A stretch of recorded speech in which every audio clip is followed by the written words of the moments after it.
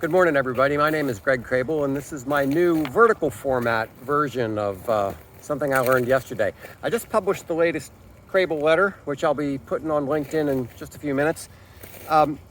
This is the second article. Yesterday, I talked about the first article, which is why we have an integration. Really doesn't tell you much. Today, I'm going to talk about, is good enough good enough? Now, I like to explore contradictions between wise sayings. Like, for example, out of sight, out of mind versus absence makes the heart grow fonder, right? Like, which one is it? Well, the secret to these sayings is to know when to apply them. Now, there's one pair that really applies to business, and that is done today is better than perfect tomorrow versus if it's worth doing well.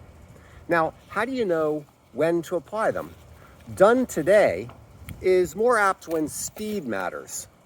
As a friend says, if something's worth doing, it's worth doing well. But if it's really worth doing, it's worth doing badly. Done today also applies when iteration is expected, when you know you can go back and fix it later. You know, the ready, aim, ready, fire, aim, however that goes. Also, when done today is good when overthinking can cause paralysis or when the stakes are relatively low. Now, it's worth doing well, that whole concept applies when the stakes are high, right? Like when you better get it right the first time, then you better get it right the first time. You only have one shot at it. Your reputation is on the line. The results are permanent.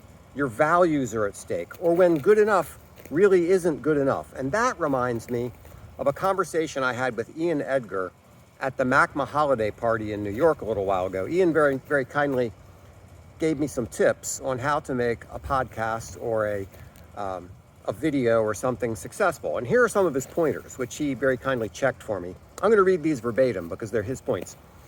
Spend a lot of time thinking about the name of your show or video and the title of each episode. More time than you think.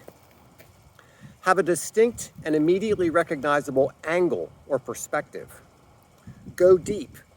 Resist the urge to simplify. Challenge assumptions.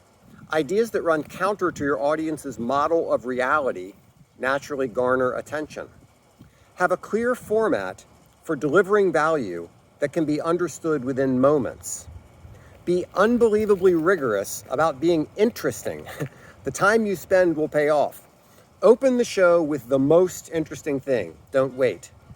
There should be a revelatory moment of insight in the subject matter every 2 to 3 minutes. Now, that's hard work, but Ian says if you do that hard work, it makes the difference between success and just mediocrity. So those are my thoughts for today. Please check out the full Crable letter, which you can find on my website, and I'll also be posting it on LinkedIn. Thanks so much.